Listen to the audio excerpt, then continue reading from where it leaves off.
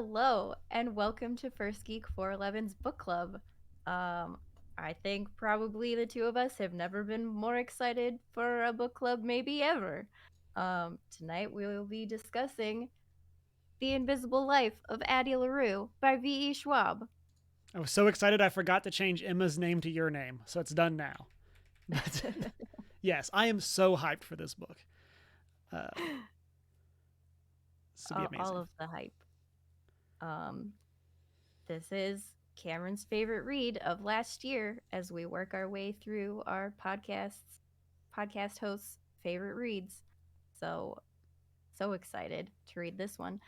Before we get into all of the excitement and many rants and speeches that we will make, you can find us at all of the places. We are First Geek 411 on Facebook, Twitter, and Instagram. You can chat with us at our Discord server. Shoot us an email at 1stgeek411@gmail.com. Watch live on our Twitch every Monday night at 6:45 Mountain Time and find all our videos over on YouTube. You can also check out some sweet merch at our Redbubble store. I'm Shanine, and with me I have Cameron. Hello, hello. Um, I will say also, Emma is not with us tonight. As we discussed on Monday, she is taking care of some stuff. She had anticipated being here and kind of last minute was not able to make it. So Emma is sending us her thoughts in our chat right now, and so we'll hit her thoughts as we go through this. She really wanted to be here, but just with how timings worked out, it could not work out. And so, but I'm really excited for us to get to chat about this. And uh, I know you'll have your summary coming up, but I did last year. I was doing a like kind of unofficial marathon of V.E. Schwab's work after we had done Vicious for our book club earlier in the year. So I read Vengeful, and then I did Darker Shades of Magic. And then this one came up, and I had decided I was going to skip it. It didn't sound that interesting to me. And then you like really pushed it in like our Discord, and I was like, okay, like I trust Shanine, so I will do this for her. The power of friendship and book club, and it is now like one of my favorite books of all time, if not like my favorite work of like modern fiction. And so I'm so excited for this. I'm so excited for us to have this chat.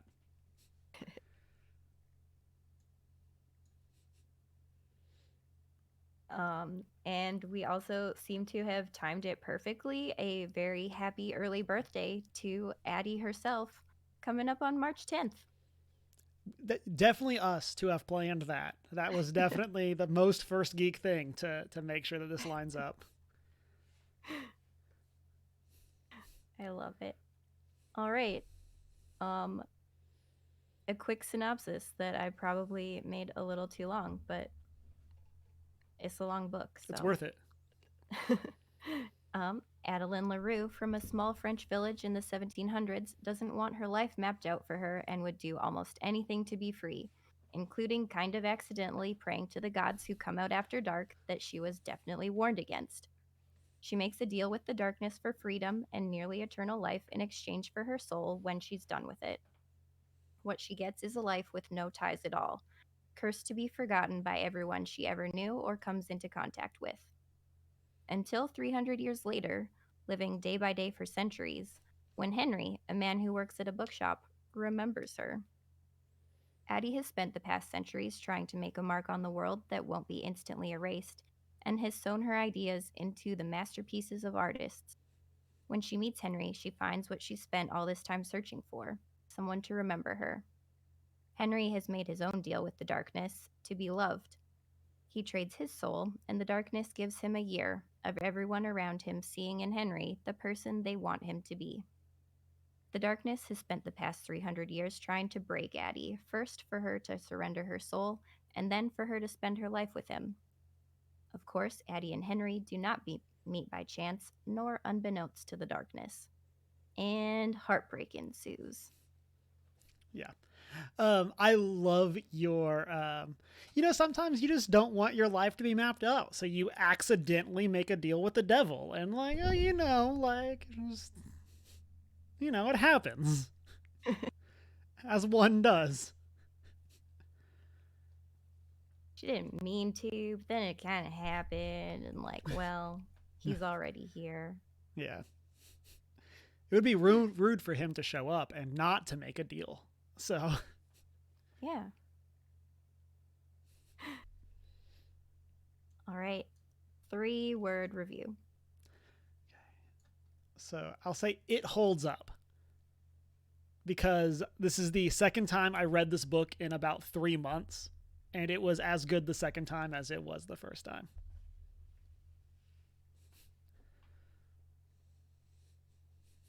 Yeah. Um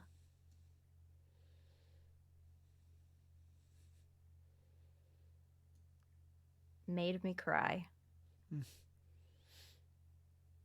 which for anyone who knows me, there is no higher praise. Yeah. Um Yeah, it's a good cry. Uh, for Emma, she says, yes, please. These are maybe the best 3-word reviews we've ever Yeah. had. I strongly agree. All right. Um, Emma's experience reading this for the first time was yes, and how dare you? With how dare you in all caps. Yeah. Yes. Which is fair. Uh, what do you remember of your first time reading Addie LaRue? I remember, so like it's funny, like again, because like I read this as part of like a marathon of Schwab's stuff, and so it's really funny to see how so often she does the exact same things in different books. So like for example, I'm reading Fragile Threads of Power right now. I'm over halfway done, um, and that book also deals with the time jumping shenanigans. Uh, of like not telling like telling the story through flashbacks, and sometimes like flashbacks within flashbacks and that kind of thing. And so I really feel like this book is Schwab at her best. Like I was very confused by the time jumping for about the first like third of the book. And I think part of that is both times that I've done this, I did the audiobook. And so like I couldn't easily like go back and reference years. So it was harder for me to like line up what was going on. And then the Henry sections confused me the first time I was going through.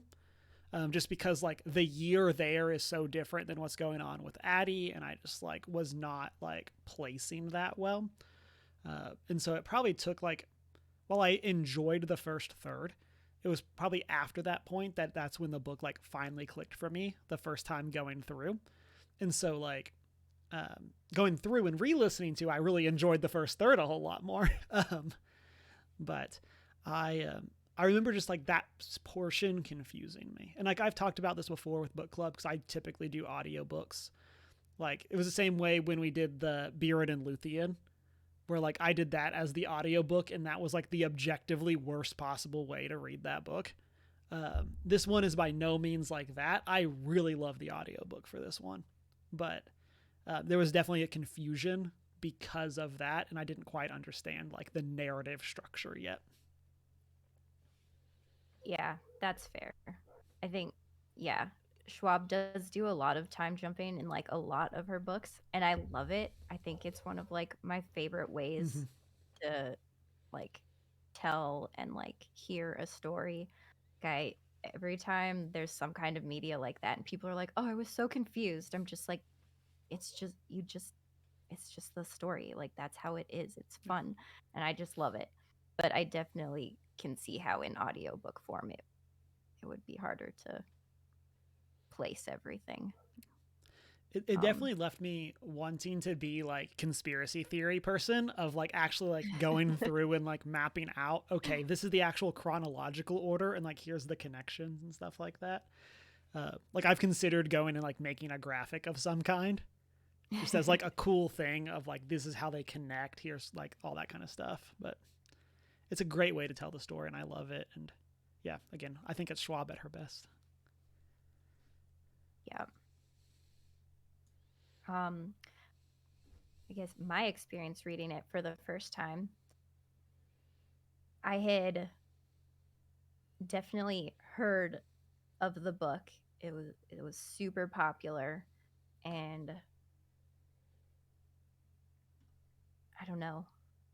It took me a while to get to it. I think it had been so hyped up that I was like a little bit scared. And but then I fell in love with Schwab's writing and Mm-hmm. haven't read a single thing that I have not loved wholeheartedly by her. So I was like, all right, we're doing it. And then it wrecked me. Mm-hmm. It was like devastating. And Yeah. that's all I want from my fiction. Yeah. Just break my heart. It's so good, but like she breaks your heart so good, but like leaves you with hope still. Like it's not this like you are beaten. I don't like. We'll get into stuff for later questions, but like that's what I love about her writing, is it's like it's so like emotional and like, but you're not just like, but now I'm sad. Like there's like that bittersweet of everything that she does, and it's just so good. Yeah.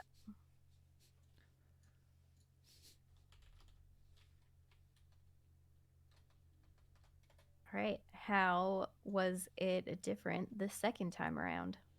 Um, there were definitely complete sections that I had missed the first time I went through. Like some of like the shorter chapters, because like I was listening while driving or at work or while doing other things, and so like I wasn't necessarily like providing my like full attention to the book. And so it was funny going back through and being like, oh yeah, I only kind of remember what happens here, and getting to have like a fuller like understanding. And then stuff like with Henry of getting to see like she like lays the groundwork for Henry's curse so quick, like so early on, but it's just not explained. And like it's so cool getting to see those breadcrumbs now that like once you know what it is, what his deal is, his literal deal. Um and like it's so cool getting to see like all that like laid out, getting to see how it's impacting him before he meets Addie, and like especially with like the references to the watch and stuff like that. Like there's so many of those cool details that like you're not supposed to get the first time. Like you're supposed to like look back on it like a mystery almost of like, oh, these were the clues, these were the things that she was laying out. And so going back through that was so interesting. um, I also um, this book does one of my favorite things, which is Dune does this as well, where like the intros to the chapter are like in world devices.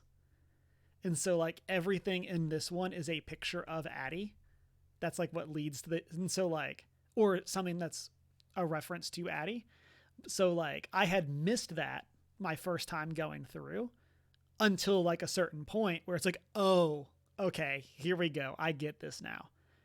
Um, and so like it was cool going through and kind of getting to see more of that world building of like, here's what these art pieces are and how they connect to what's going on, and getting like a more full view of the detail because of that. Yeah. No, I definitely agree with you about like all the breadcrumbs about like Henry and stuff. And even with like Addie about the ring and things Mm-hmm. like that. Like we don't have either of their full backstories till like the last 70 pages Yeah, of the book. And I forgot that it took that yeah, long to get to all those things, like especially Addie and New Orleans and stuff. yeah, And I'm like, I'm like, wait, how do we still not know this? yeah, It's like it's practically over by the time we get all the backstory, and I'm just like, whoa. And yeah, there's so much foreshadowing all throughout, and I, oh, her foreshadowing was so good. Um, she's and just the way she's setting up parallels and things. Like, I wrote down a couple of notes about them because it was just wild. In two scenes back to back, one with Addie and one with Henry, uh, Muriel, Henry's sister, is like, they're having coffee or whatever, and she's like, okay, don't be a stranger. And then Mhm. the next scene is Addie and Sam, and they're like parting ways, and Sam is like, don't be a stranger. And I'm like, what? Yeah. What? And like how it applies to their characters in different ways, but is showing the similarities between them as well. So good. And also a quote. I can't remember if it's from like the first time we see Henry's point of view, or if, like, but like very early on. It's on page 92. Henry would rather be a story keeper than a storyteller. And I'm just like, Victoria Schwab, you did not just say that Yeah. right at the beginning. And you're just like, this is what This is the happens. this is the theme. Okay. Welcome to the theme. just just right there in black and white. It is good. It was so good rereading it. There are some novels that I have read recently that I have been like nervous to reread because some of them have not held up quite as well on a second read as much as I loved them the first time. And this one, I think I loved it even more, Mm-hmm. and it made me so happy. Yeah. I am right there with you.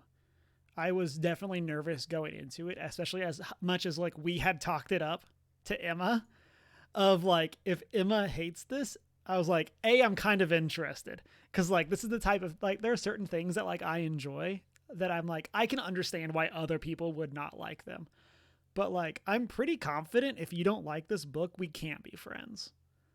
Like that, like there's just like no way for people to get along with me if they dislike this book. Like I just don't know. And so like as interested as I was in Emma hating it, I'm really glad that that wasn't the case. But yeah, then I was nervous for that same thing of like in my whole life, I don't think I have ever read a book back to back this close together. And Yeah. so I was very curious to how that was going to go over for me. Sneaky set in chat says, I don't like this book. JK. It's like, you better be. Um, Banned, timed out, all of those things. um, but, oh, man, it's just so good. I did want to read Emma's thing. She says, great. Left me wanting to know. Oh, no, sorry. Wait. No, we're still on our reread. Just kidding. She had 3, but it's actually 4. So just kidding. I skipped a number. But yeah, it's um, getting to see like what I'll say is like the outline of the curse so early, or the deals so early, I think is the thing that I loved the most about this reread. Because it's like, because we understand now like the fuller picture of those deals, and getting to see how they are playing into them and discovering these things, and um like a scene that this is maybe I don't know, maybe this was the next one. A scene that I caught this time that I had missed the time before was when Addie gets the guy to poison himself at the inn, and like when she's still in France, and the idea that like, well, she can't poison him, but if she puts the drink or the poison in the bottle that he drinks the bottle, he did it to himself, not her. So then he's passes out and she can have the room to sleep in for the night. And just like stuff like that of like, it's so cool seeing her like figure out the outline when we know the fuller picture of what's going on. Love it.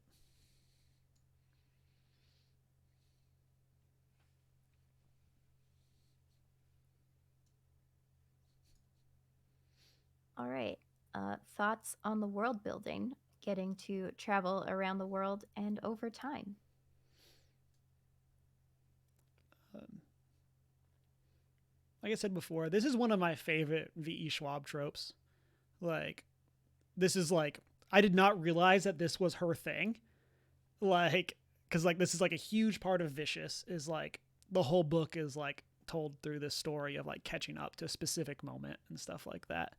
And then yeah, it is just done so well. And I love the jump. I love how we get to see like these glimpses at these specific pieces of time from Addie, as well as from once Luke starts like showing up and taking her places and things like that.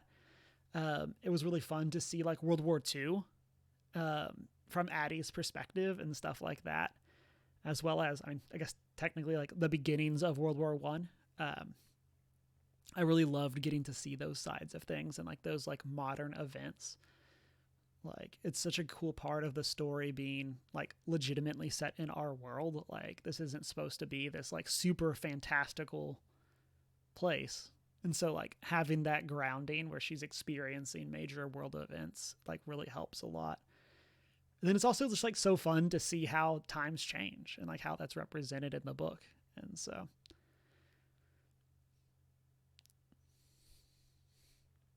Yeah. And I think also how she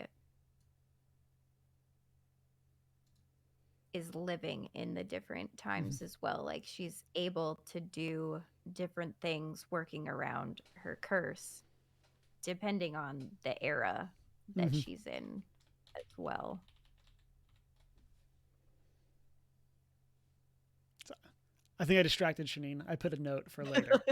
And I'm really excited for what this note is. And so um sorry, we'll get there. I wanted to write it down because I did not want to. I actually was trying to not interrupt the conversation, but it was something that I didn't want to bring up before that question, but I needed to write it down so I didn't forget. So we'll Uh, get there. We'll get there. okay. um yeah, I think it was fun getting to see just like a variety of locations over a variety of time periods. Um I don't know, I feel like it's almost like a little bit of fan fiction with your Mm-hmm. original character too. Like, oh, what would my character be like in Mm-hmm. New Orleans in the 70s or Yeah. Yeah. just Uh, fun. yeah. I really liked one of the things you mentioned is like how the different eras affect her curse. I thought that was really interesting because we kind of get to see it like modern technology. And even Henry is like, how could he have known this? Like, how can the curse be like set in the 1600s, but Addie cannot be captured on film? Stuff like that. And I just think it's so interesting. And like those ideas of like, um, well, she can't be captured on security cameras. And she's already kind of like had to become a thief. And so it's like, well, like as long as I can break eye contact with people, like, or break line of sight, like I can do this. And then like there's no recorded footage of me. So like, you know, I'm fine. And so I thought that was really cool. Um, yeah. And then I really liked from a world building perspective, I loved how much art matters in this book. And it's like this is a piece of art about how great art is. And I'm so in. Like, and it's the same thing of like, this is a story about how important stories are. You got my attention. Like, I'm in. I love it. And I loved getting to kind of see how those things carry through. And I this might get into a question for later, but I love that Addie goes to a museum to look at the art of her. And I'm just like, let you go, girl. Like, I'm so happy for you.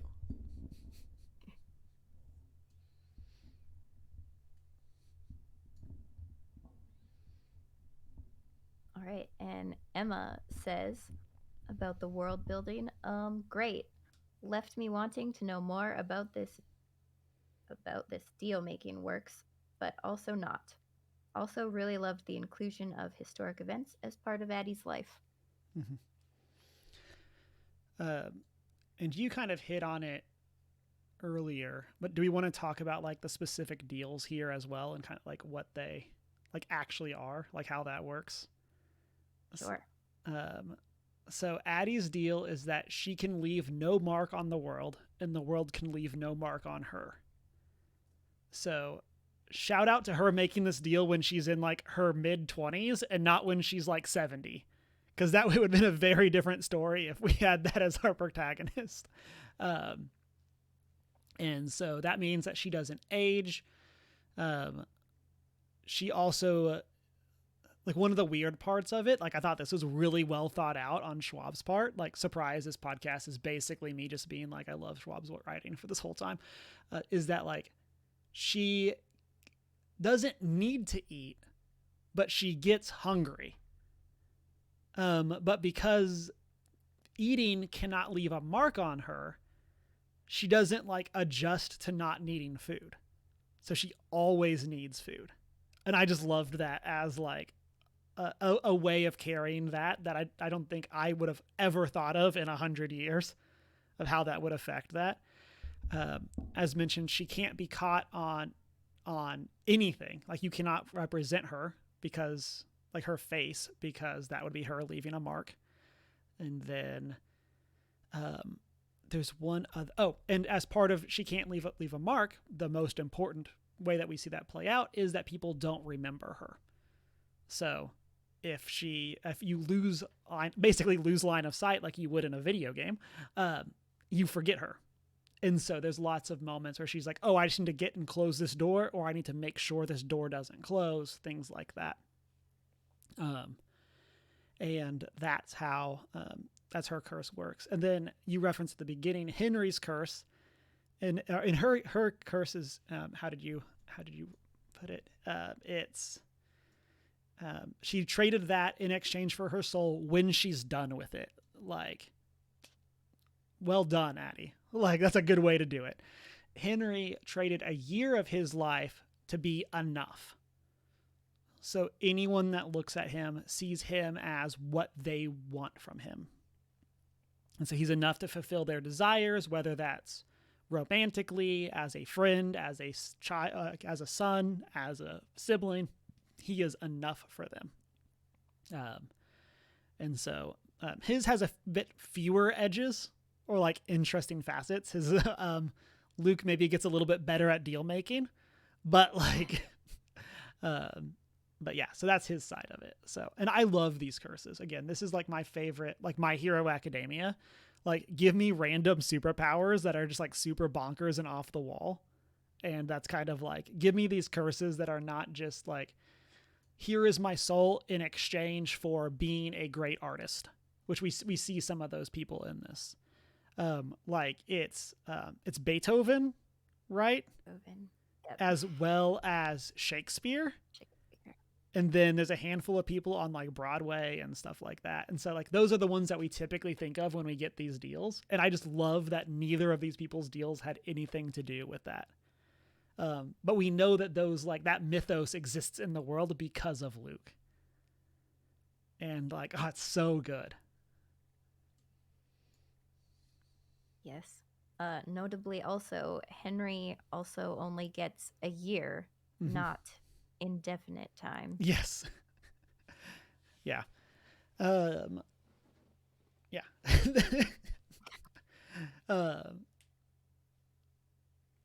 Henry, good at making deals. Yeah. Not good at making deals. Addie, surprisingly good at them. And another part of Addie's is that I forgot is that since she can't, or nothing can leave a mark on her, she can't keep things. So she basically loses everything she has. Like, that building will burn down, or she'll like have to drop it for one reason, and then it'll be gone when she gets back, things like that. And so she doesn't like have possessions other than basically whatever her clothes on her back are.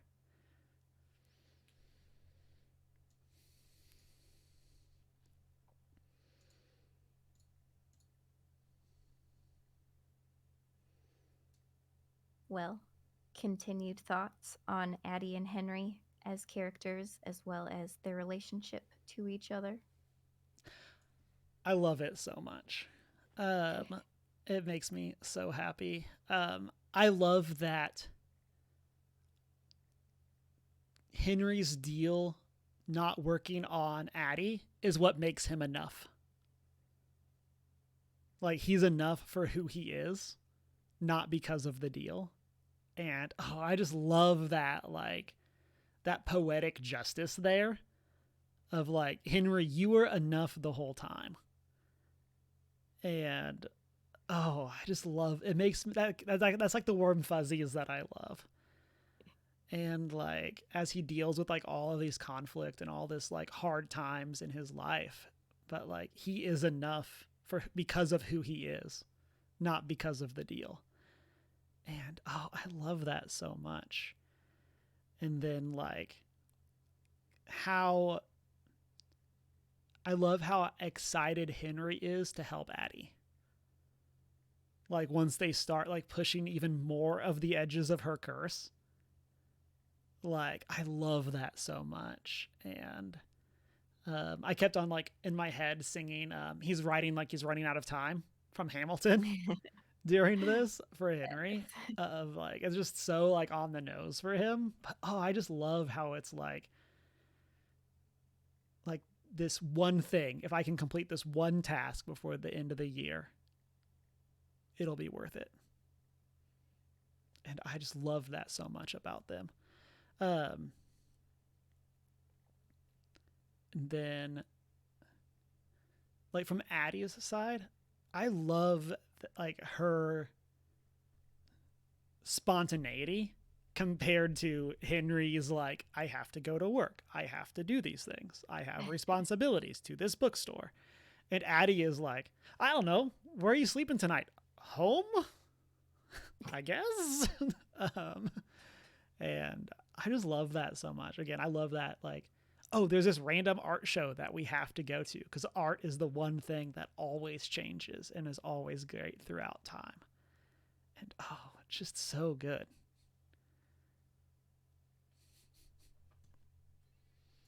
What about you? I think another thing I love about their relationship is Addie has been alive for 300 years, but doesn't really know how to be friends with someone or have a Mm-hmm. relationship with someone.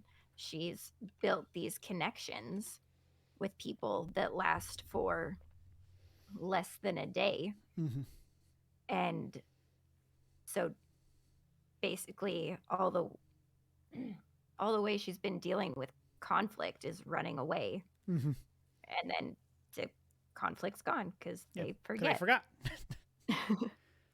um, so having a relationship with Henry, um, she doesn't know Mm-hmm. anything other than, well, conflict is the end of the connection. That's just what it is, and that's one of my favorite scenes between the two of them Mm-hmm. is their fight, and Addie gets really upset and leaves, and then Henry comes after her. And as someone who has like partaken in a lot of rom-coms, you're expecting like this big ridiculous blowout, and I'm just sitting there like, no, Victoria, don't do it. And then she doesn't. She's like, just a fight, like, Yeah. we're still good. And I'm like, this is amazing. um yeah, it feels like a real grown-up Mm-hmm. relationship and not drama for the sake of drama. And it's just really beautiful for Addie as well to have someone who doesn't forget and but also doesn't leave. Mm-hmm. Yeah. Emma says, I thought they were adorable, TBH. I wanted more in the moment detailed in the moment scenes with them before it all started falling apart, though. Like, there were a few too many summary event chapters. Um, Like it does feel like they were together for both months and days at the same time.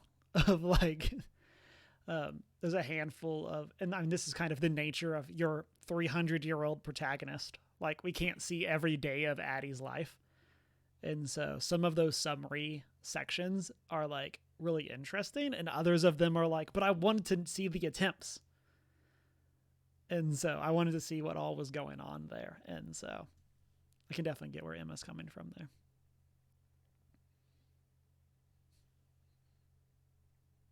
Um, yeah, I also think as characters outside of their relationship as well, I freaking adore both of them. Um, feel like Addie is not like me in so many ways. Um, she's just so like you said, spontaneous and confident and wily and smart, and but I think the way I connect with her is like obviously her love of stories. Mm-hmm. Um, and Henry, little anxious muffin. I'm like, oh, buddy, do I feel that? Mm-hmm. I understand Henry on a deep level. He's just a sweetheart. He just needs a hug. Yeah. And a nice pat on the head. Maybe some parental affection for once in his life. So, yeah. Yeah. Individually, I loved getting to see like Addie's growth. Like, because when she like in like 1600s, when she like first gets the curse, she doesn't even know how to read, and so she has to like teach herself how to read, and like she eventually learns all these different languages, like as you would if you had 300 years. And it's like it's so cool to kind of see the like, well, if time wasn't a problem, I would learn this. Well, for her, it's not. And so like we know that she can like write music, she knows multiple instruments, like all of these things. And it's so cool to see like, I love her for like the Ravenclawness of her, of like, oh well, I have to learn, I have to adapt, I have to be clever. And I'm just like, oh, let's go Ravenclaw. um, and yeah, like she's such a cool main character. And I love the like, I love that her being functionally immortal doesn't leave her without fear. Like, and I love that we kind of get that addressed very early on. That's like, she doesn't overly like water, and she doesn't like, she's scared of like being buried alive, because it's like, well, if you can be buried alive while you're immortal, that's a problem. And so I think it's so cool that we still like got that fear side of her and that worry. And then even like as it's been 100 years, like the deal still hurts. Like seeing people like forget you, like that still hurts. I'm like, oh man, Addie. Um, also needs a hug and a nice piece of art. But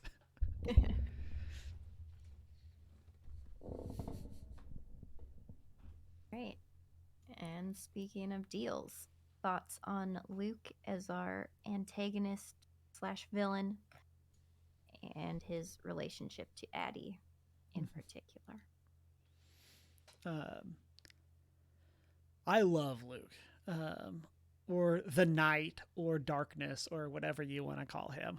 Um, I love this like morally ambiguous but obvious villain.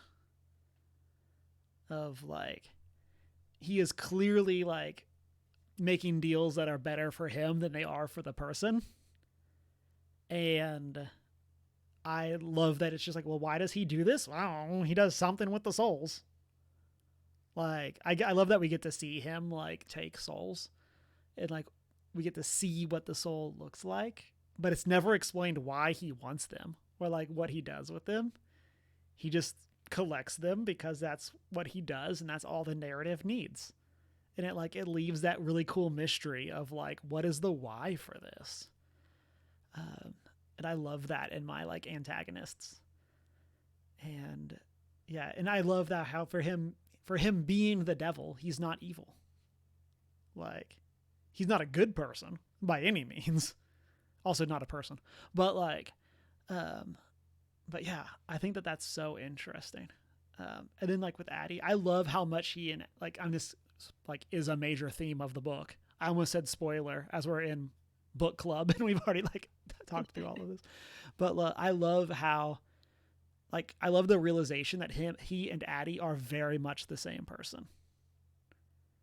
And like especially after all this time has passed, that Addie has become more like him metaphysically in a sense than she is like the people that she's around. And like I think that that's so interesting. It was such a fun way of doing it. And it's like you don't often get the like you're so much like me, join me. And it's like, well, yeah, they're right. You are so much like them. You kind of are going to have to join them. Like I just loved that was actually like where we went. And I mean, is he like a manipulative, like awful person? Definitely. But like again, I just love how he's not like mustache twirling. I want to take over the world. He's just like, I just collect souls. That's what you got to do. Everyone has a hobby. He's just here to help. Yeah. People Yeah. want to make deals. They want to make deals. He's willing to make the deal.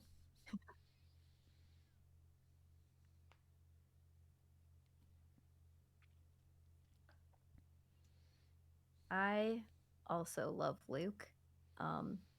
Just I hot dark villains, man. What are you gonna do? Um, but no, I don't know. He's just a fun character. Mm-hmm. Um, he's somehow like unpredictable, but also just incredibly predictable Yeah. the whole time.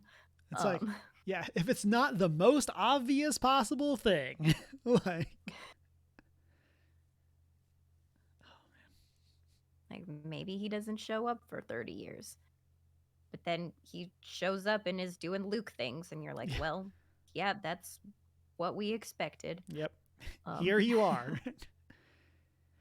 um, I was gonna say on kind of what you're saying. I said this on the podcast of like I feel, or in the post show chat, I think 2 weeks ago, of like if I could play any character in a movie, I would want to play Luke. Like I love how petty he is that he doesn't call her Addie, that he always says my Adeline, and it's just like, oh, he's so petty, and I just love it so much. He just like is who he is, and it's like, oh man.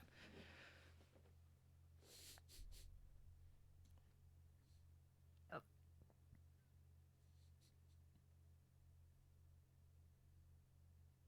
yeah. Yeah. Um, Emma says, great antagonist, delightful relationship, but predictable plotline. That is all. That is all. Um, yeah, I mean, I think on that, I mean, this kind of goes to like Luke being the most Luke person that he could ever be. Of like, I think that that's like sometimes that's like the interesting part of a story. Is it is the like, wait, is this really how this is going to go? And like, we get to see the characters have to get there on their own and like that development as it goes. And like, I think that that's so interesting. It's like, well, like when you have like the guess for like, wait, is Addie gonna actually end up with Luke? And like, you get that point of like, and it's like, wait, is this, we're really building to this, right? Like, I'm not crazy. And then like, sure enough, like that's where we end up. And it's like, it's so interesting how like the twists and turns we take to get to what I feel like is like the very predictable ending. And we get there in like the most unpredictable way. not the most, a very unpredictable way.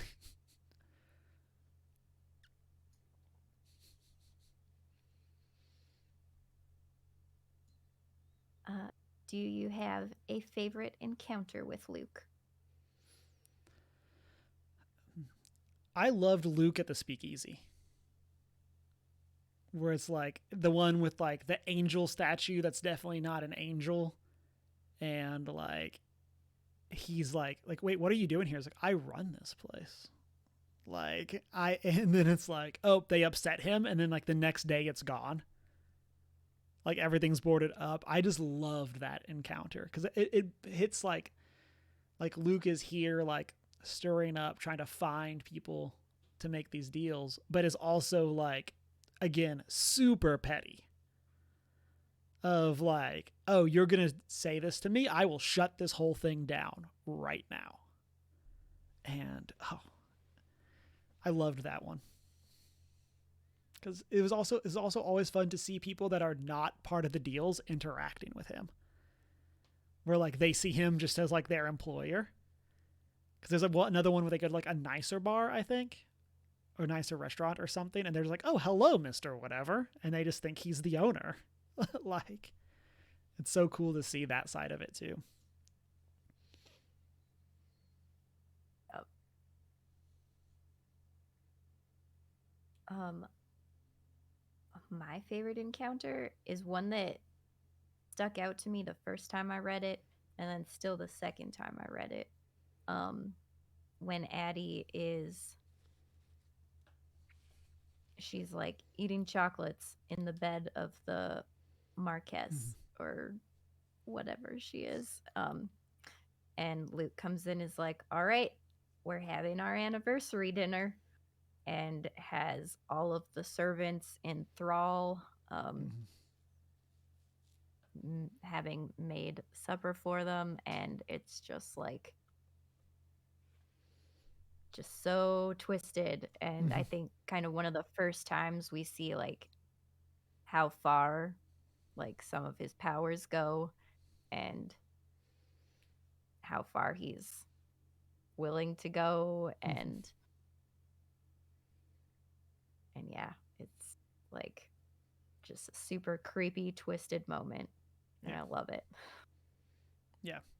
It's like this dark version of what Addie wants, and it's like, oh well, you could have all of this, but I'm like, Luke is like, I'm in control. Like, he so much want to punch him in the face.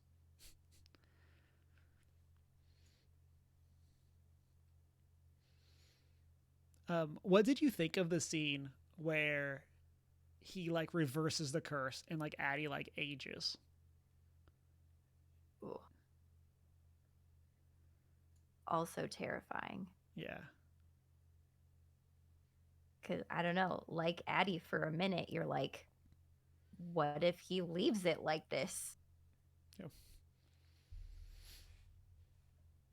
Yep. Like for me doing the audiobook where like I'm not looking at the time or whatever, I'm like, is this the end? Like this is an awful way to end this story. Of like um and then I was like there's no way it's that quick. But then but yeah, it's kind of like that, oh, are we going to deal with again cuz like I said at the beginning, like her curse is very different if she makes this deal at like 70 than if she makes it at 20 something. And so I'm like, oh, are we going to deal with, okay, well fine. Like you're now 70 or like 90 or whatever. Good luck. Like, oh man.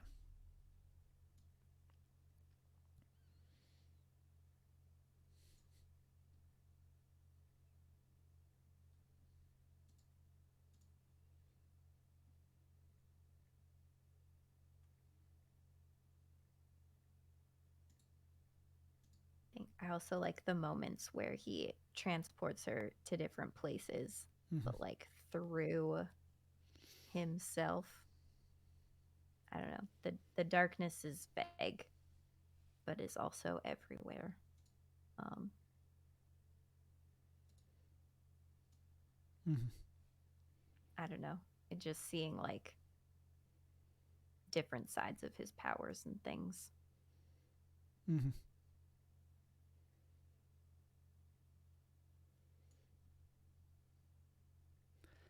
Emma says when he takes Addie to the opera, like super adorable move from a guy who owns her soul. Like it kind of ties in with what you're just saying. Like we start to get into the like, oh, you know what? I'm gonna just teleport you to Italy. Like, uh, yeah, those are super cool scenes.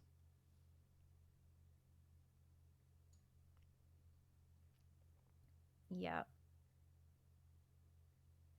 And it's always interesting seeing like which ones he's being like very directly antagonistic and which ones he's Mm-hmm. more like we're just hanging out. It was I am vibing. still messing with you, but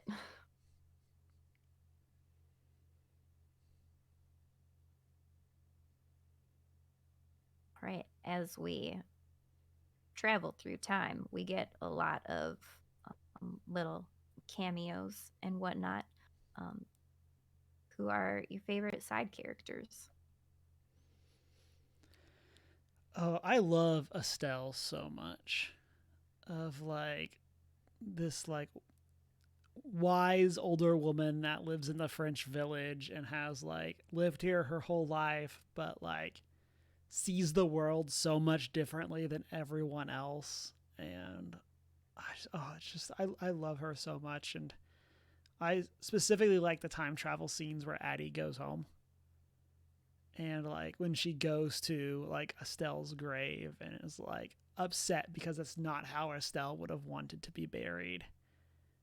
And then she like plants the tree and then comes back and the tree has been destroyed. And it's just like Estelle is like means so much to Addie. And like oh, it's just so like she's such a fun, like chaotic grandma. And it's just like, oh, I just love her so much.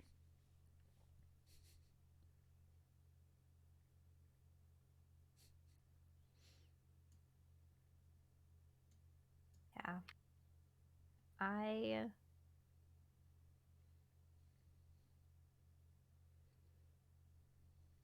don't know. I think I like Remy.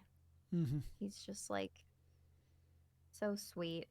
It's nice to see someone like treating Addie nicely for once. Yeah. Um, at some point in her past, Right. and Yeah. and yeah, I don't know, which makes him forgetting like Yeah. all the more painful. Yeah. I So was just about to so very say, hard. yeah. Because like Remy in a lot of ways is like Addie's like first love. Mm-hmm. And it's just like not only like him forgetting, but like Addie having to watch him grow old. And it's just like, oh, oh, poor Addie. Like, oh, he's such a good character. I love him meeting her while she's dressed as a man and like immediately figuring it out. Like, oh, Yeah. okay, but I'm in. Like, if this is what we're doing, like, I got you. Like, Yeah. I love that for him. Yes. And like not just like, oh yeah, like let's be sneaky, but like over the top dramatic Yeah. about it, like probably drawing more attention Yes. than anything. But Uh, did you have a favorite character for Henry's side?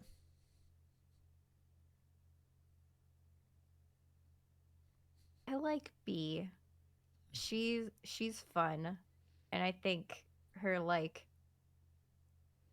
unaware obsession with Addie as well is like such a fun little nugget Mm-hmm. for a character. Um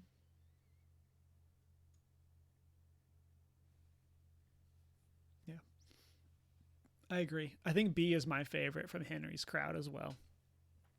Um, I do love like she even like calls attention to it of like, wait, this is all thanks to me. Like Like, you're welcome. You owe me. Like, I love that. And I love that kind of through B, we get to see Addie's curse through Henry's eyes. Cause like it's the first time in Addie's life that she's had to like explain it to other people.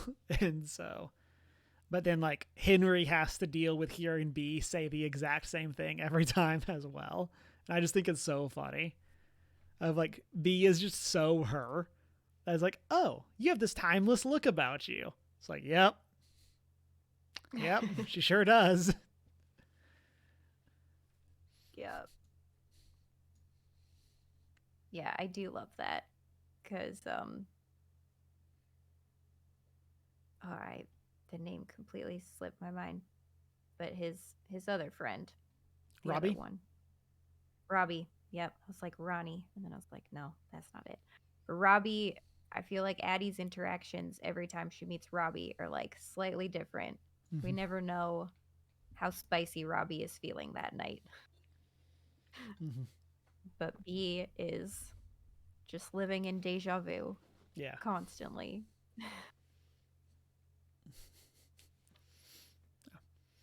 Um,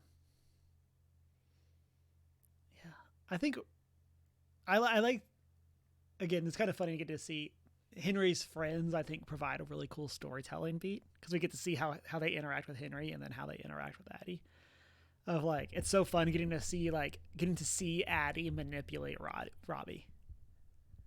Of like, because she starts to learn, oh, when the conversation starts, oh, he's told me so much about you. You're the great artist, right? Or the great actor. Like, she like learns, like we get to see her learn like what buttons to push to have like for the interaction to go well. And so it's so fun to see that. Yeah.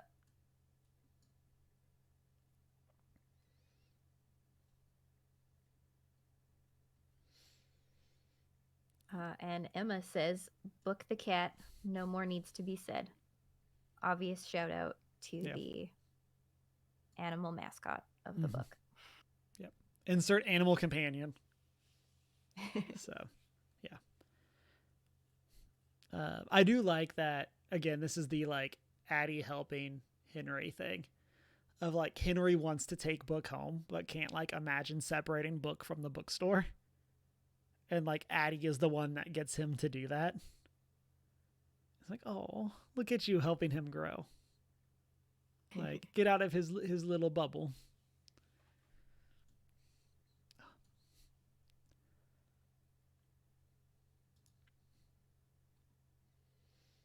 um, any other standout moments or scenes?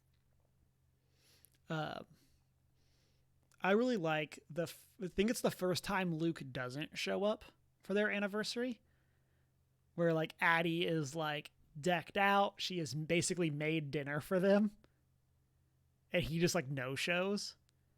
And then later we find out that he knew, like he did still see her. He just did not like manifest. And I really like both what that says for both sides of it. Of it like dealing with her expectations, but also revealing that he does care in like his non-healthy way, but like he does care and he does see it, and this idea that like even if he wasn't there, he still like couldn't not be there. And so like I really liked again, and I like that with the later reveal that he knew, and so it's so interesting. uh, and then I referenced this towards the beginning. I like when Addie gets captured in prison, like she gets put in prison during World War II as a spy. Mm-hmm. I really liked that. Again, kind of with her still kind of feeling out the edges, but like she's stuck in this cell. So like, what does that matter if they forget? Like, and so like that's like one of the first times she has to call on Luke to come and protect her and come and save her. And it's just like it's so interesting to see that like that side of it of like what pushes too far for her. Again, as somebody who is functionally immortal, but like still feels pain, still has to like deal with things of like it's a cool way of making your immortal character still seem human. Yep. That scene is also so funny because she like humbles herself enough to call on him, but then once he's there, like refuses to beg and just like straight up insults him to his face. And Yes. I'm like, Addie, you gotta pick one right now. Oh, yeah. Like you already called him, he knows. Yeah. Yeah. What about you? Um, I I love when they go to the art installation on the High Mm-hmm. Line. Um, I don't know. One, it just sounds like super fun, Yeah. like very interactive and Yeah. cool. I'm in. Like Like, I want to go see that. um and yeah, also just the way that she gets to interact with things and make marks on things and things make marks on her through mm-hmm. art. Um with Henry's help. Mm-hmm. Yeah. It's such a fun loophole of like, well, as long as it's not my hand that does the thing, this one's fine. Yeah. Um, Emma says, Addie playing Luke's own game at the very end, like, you killing it, girlfriend. Um, I love this ending of Addie being like, because of all the things that he has taught me, it's that the words matter and like semantics matter. And I did not say I would be with him for eternity, but until he was done. And it's like, I know many things about him, but I know that he is a fickle God. And like, oh, And let's she's go, like, and girl. I know how annoying I can be. Yes.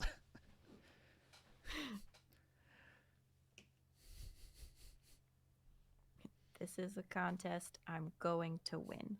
Mm-hmm. Yep.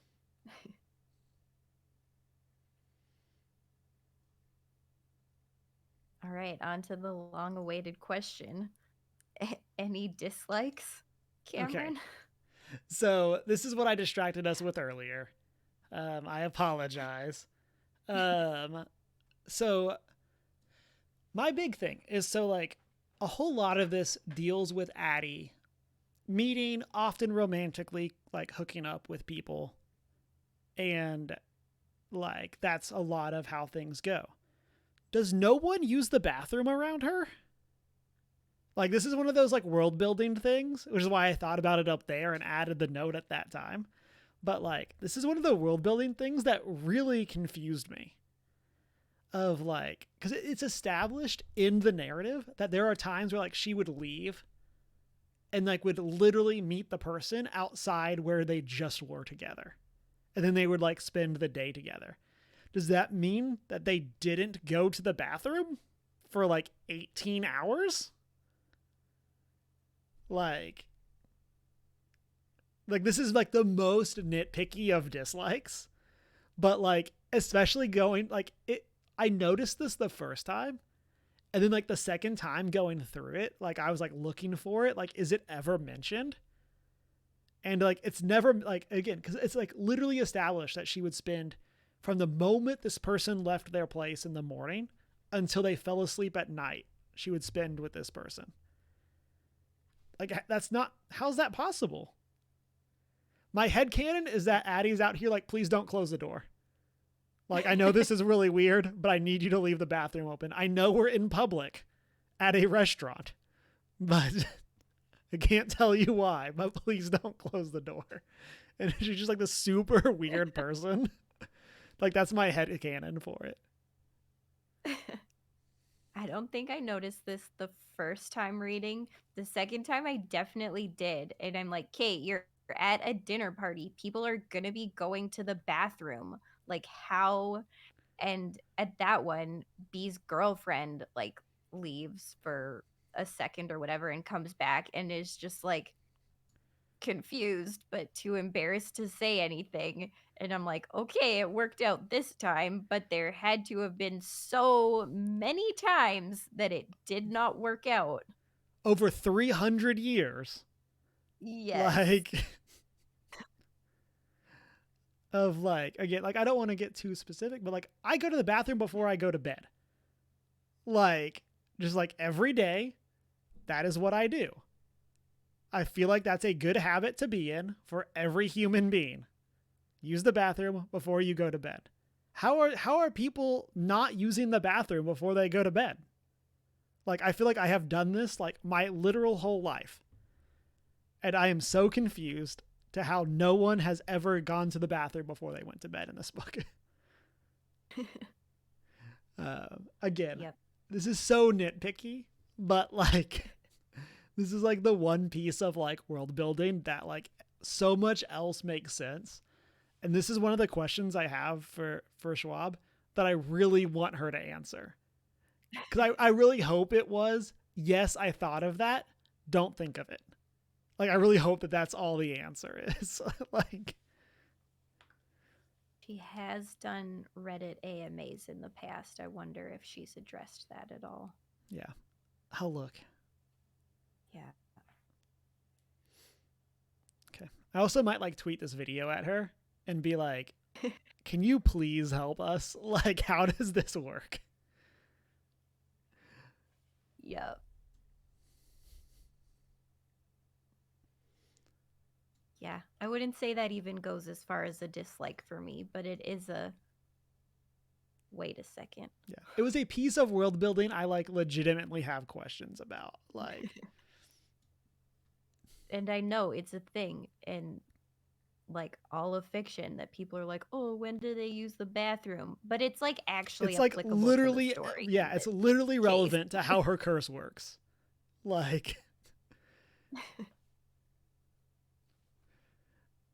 Like, I don't know. I don't know. I feel like she just doesn't let them go to the bathroom in public, and then when they're in their room, she just like keeps shouting at them the whole time and is like, Crack the door "Okay, or just like, whatever. are you almost done? I'm Like, waiting. I'm still here."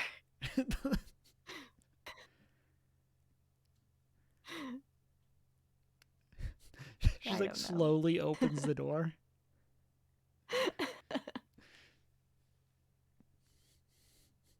Oh man. I don't know.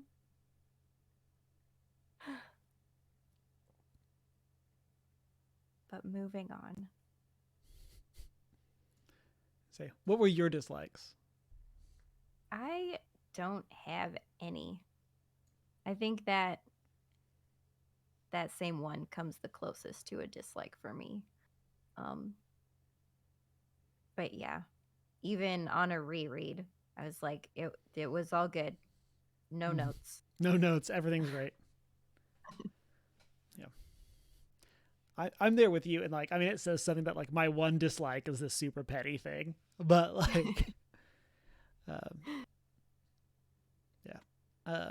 Emma says, I wanted more present day stuff. Felt like we were stuck in the past a bit too much. It's a hard balance, right? Like, that's something that like I think would have been very interesting if we had more stuff focused on like Addie and Henry.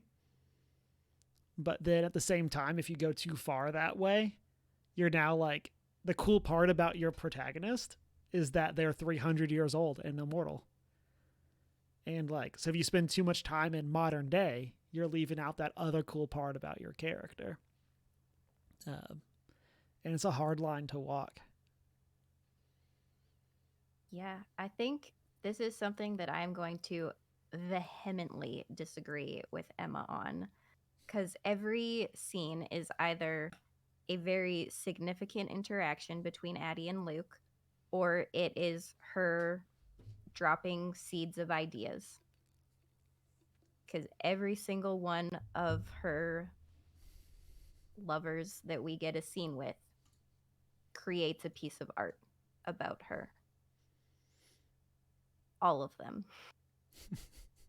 Um, and so that's just important to the entire central theme of the story. So I think all of those scenes were incredibly important. And for me, it tells the story that it needed to tell.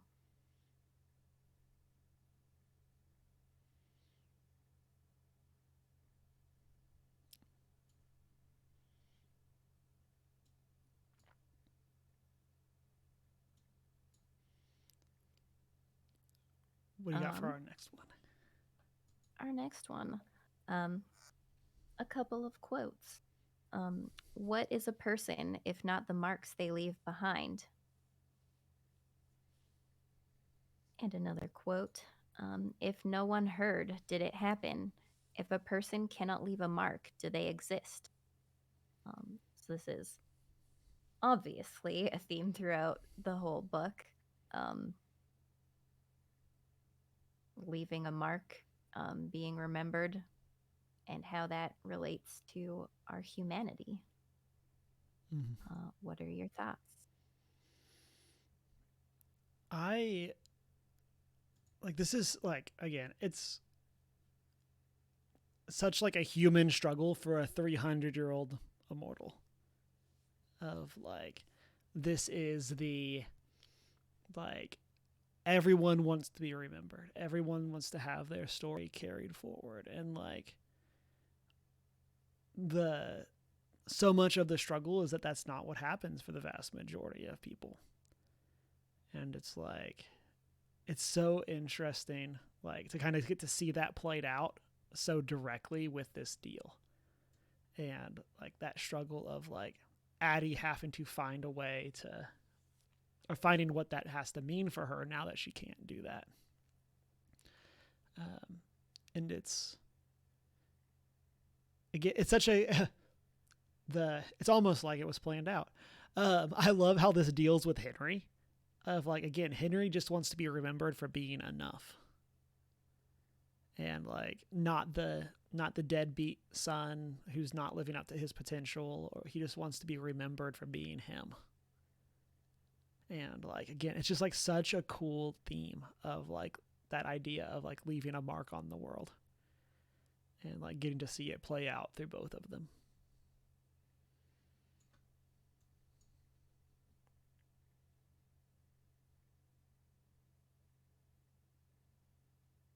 Yeah, I don't know if it's just like a theme throughout like fiction and media and things, but I feel like the whole leaving a mark and like legacy and things like that always has to be like wide reaching, like a something of like worldwide significance, Mm-hmm. and like that, like just like a huge mark. um and I mean, if that's what makes a person human, then like most of humanity is not human. We're just out here living our lives. Mm-hmm. um i think I think it's that legacy is more about like the little marks you leave, Mm-hmm. um, on the people like closest to you and that you are coming into contact with. Um, I think it can be more wide reaching, but it doesn't have to be significant. Mm-hmm.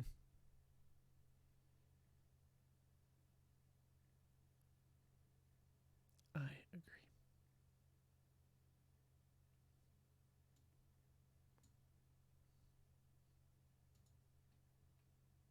All right, and some more quotes. But ideas are so much wilder than memories, so much faster to take root. And the next quote: "A story is an idea, wild as a weed, springing up wherever it is planted."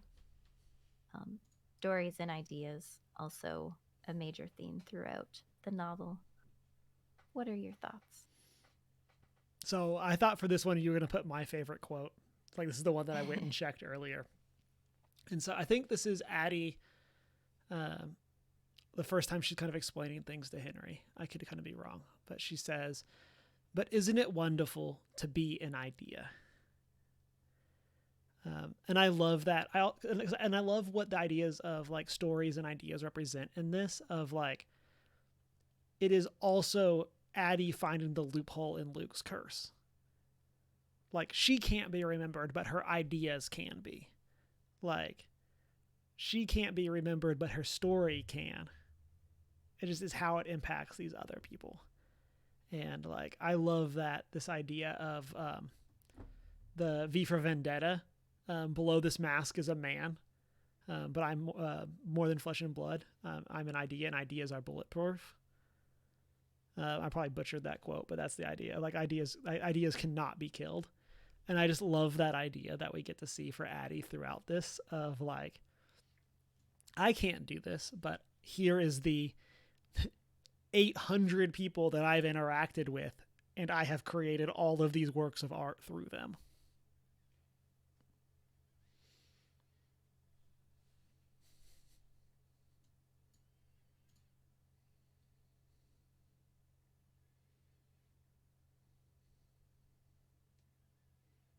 I know I talk about stories a lot, and I think they're incredibly powerful and impactful. Um, I mean, talking about this book, like you and I were deeply impacted by this fictional story Mm-hmm. and ideas. Um, and it's something that we can also share with all the community of people who have read and loved this book. Mm-hmm. Um,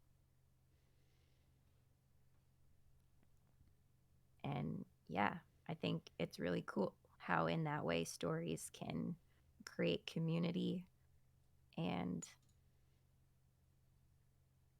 yeah, spread ideas. Mm-hmm.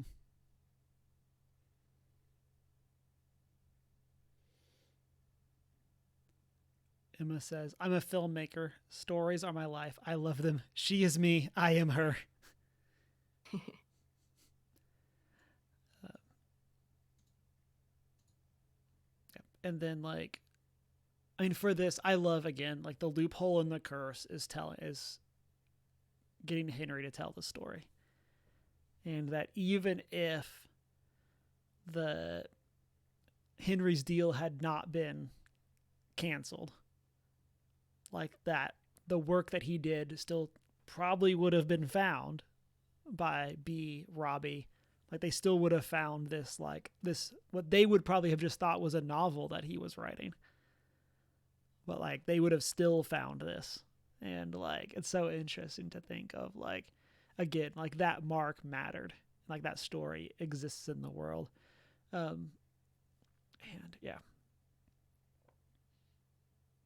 I love that. Like sometimes going to kind of like what you were saying earlier, is like sometimes we just need one person to tell our story. And like and kind of the inverse too of like sometimes all people need is one person to listen, and that can completely change their world. Oh, well done. A plus, Schwab.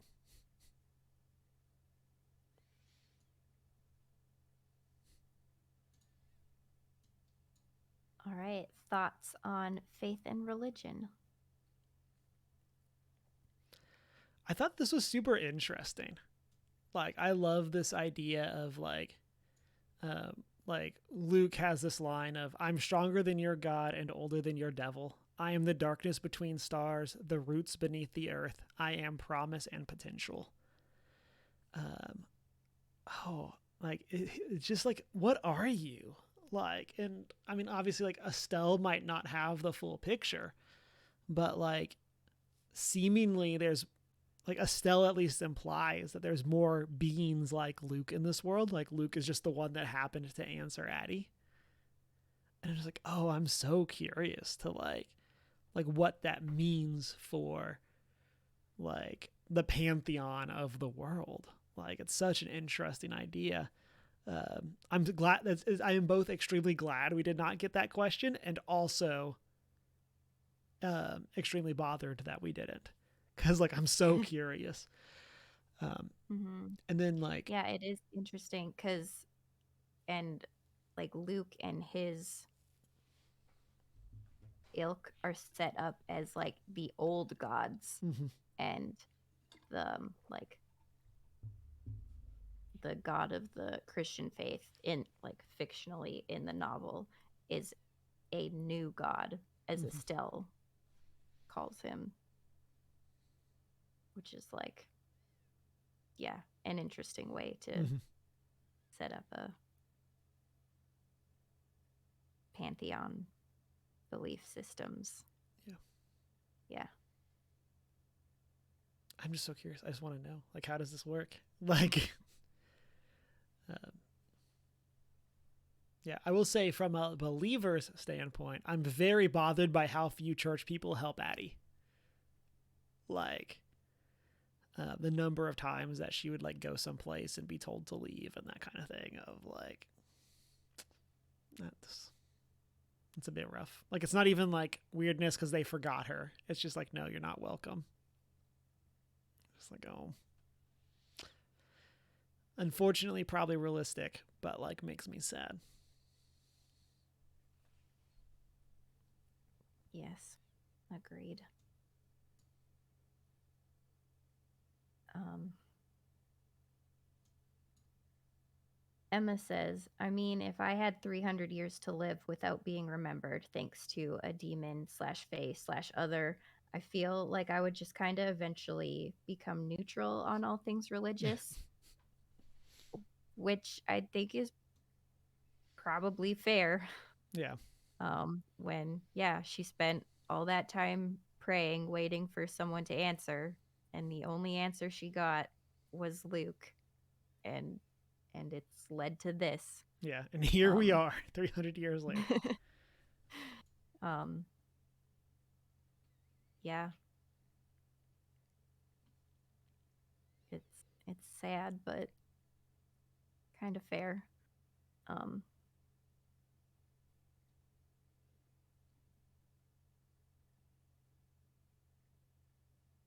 um, and also, I have a quote towards the end of the novel as well. Addie was raised to kneel in the little stone chapel in the center of Vion, spent days folded into Paris pews. She has listened to the bells and the organ and the calls to prayer, and yet, despite it all, she has never understood the appeal. How does a ceiling bring you closer to heaven? If God is so large, why build walls to hold him in? Mm-hmm. Um, and I'm like, you know what, Addie, I feel like you're asking the right Mm-hmm. questions. Um, Yep. and yeah, kind of like you were saying, it's unfortunate that no church people have come forward with help or answers for those questions. Um,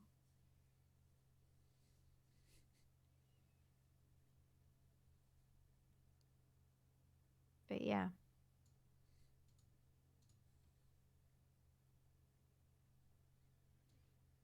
I think it's interesting that like I wouldn't say that faith is like a main theme, but it definitely pops up throughout Mm-hmm. the whole novel. Um, Yep. yeah, I feel like it's impossible to tell a story spanning 300 years without addressing faith. Mm-hmm. Yeah.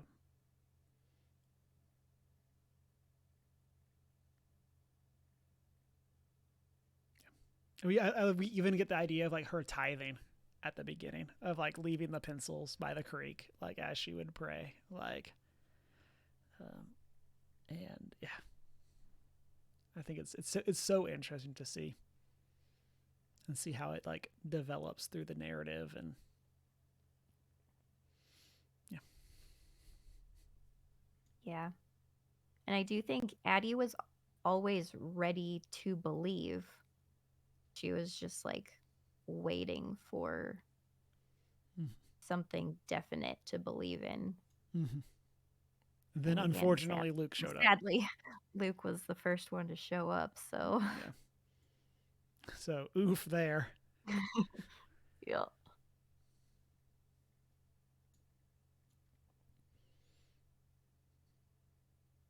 Any other themes stand out to you? I don't necessarily have anything specific, but I like what Emma said. The biggest theme for me is how humanity values connection, and not just briefly but long term. The kind where you have friends and loved ones who know us deeply. Um, yeah, and I love that so much. Like, um, I saw like a Instagram like reel about like everyone has the friend that like you may not talk all the time, but as soon as you spend time together, it's like y'all continue this great friendship that you've had.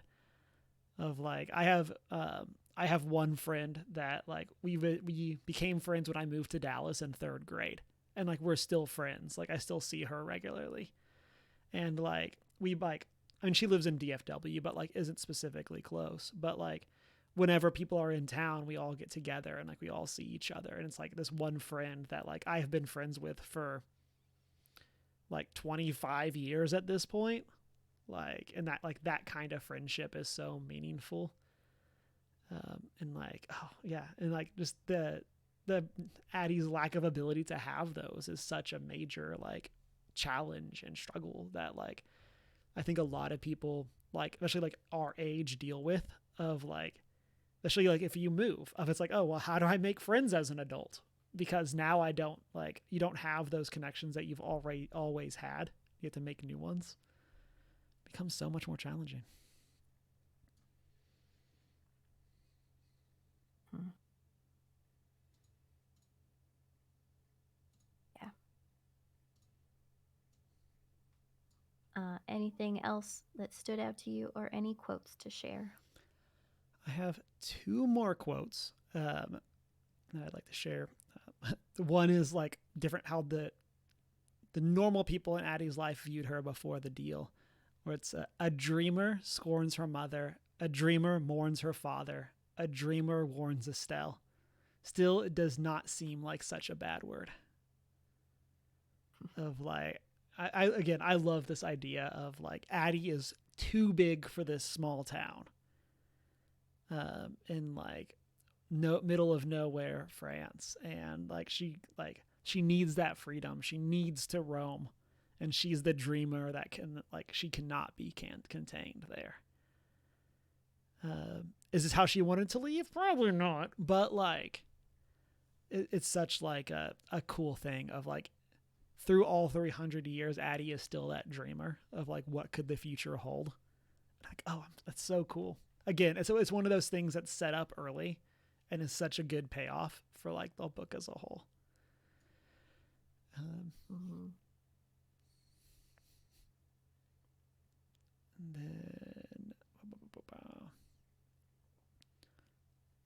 then I'm trying to find the other one I liked.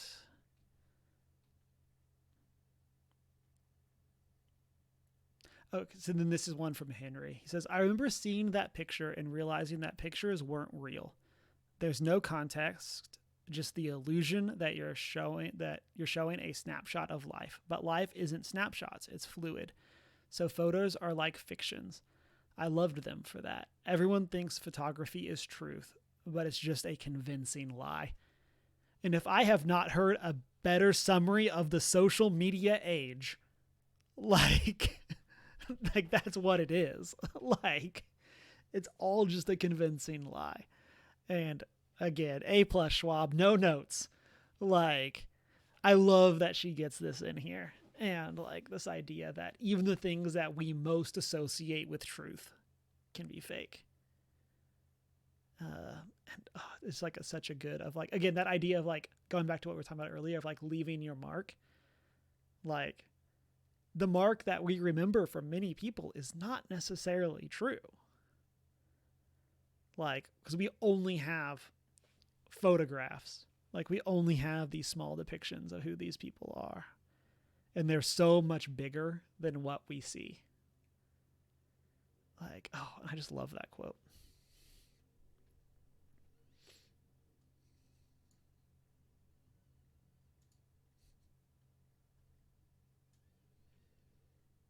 All right. Emma said she will share quotes later. Um, any final thoughts on Addie LaRue? The book's pretty mid, but I do think people. But yeah, as we've gushed the whole time, please go read this book. Like, it's so amazing. Go read Schwab's other stuff as well. But um, it's so good, and I highly recommend everyone take the time to go through it.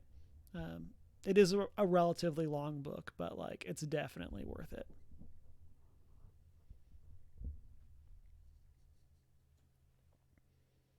Yep. Um, we read Song for the Wild Built last month as my number one read of last year, but it was so closely tied with The Invisible Life of Addie LaRue. Like, it was truly hard to pick. And those are like the two books that I have mentioned to everyone Mm-hmm. since I have read them. Um, I think in like every conversation I have had with my writing group since I've read The Invisible Life of Addie LaRue, and I'll be like, and this relates to Addie LaRue because, like, I'm not meaning to, it just happens.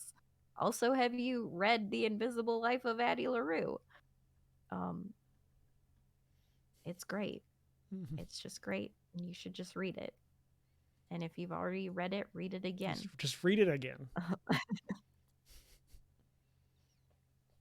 That is all.